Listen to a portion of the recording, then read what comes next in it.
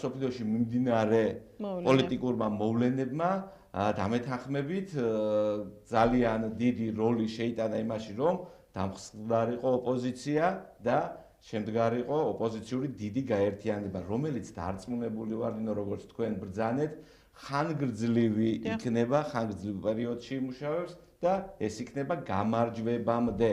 აი პირველი ნაბიჯები რაც გაერთიანება ეს ალიანსის ის პირველი ნაბიჯები რა იქნება?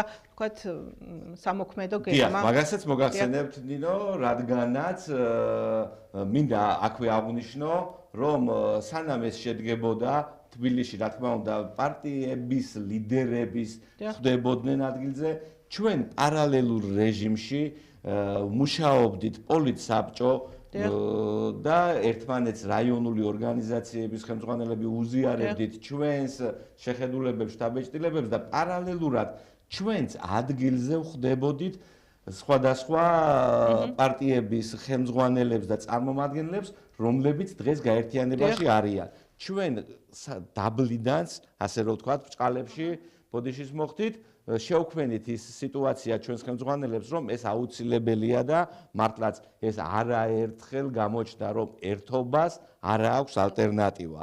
და შესაბამისად, რა თქმა უნდა, ჩვენ ერთიანი ძალებით გავაგრძელებთ მუშაობას და გავაგრძელებთ ზუსტად მუშაობას უკვე გაზაფხულიდან გაზაფხულიც მოვიდა, რომ გავიდეთ მოსახლეობაში და არა ტელევიზიიდან, არა ინტერნეტ საშუალებებიდან და სოციალური მედიებიდან უშუალოდ შევხვდეთ, აუხსნათ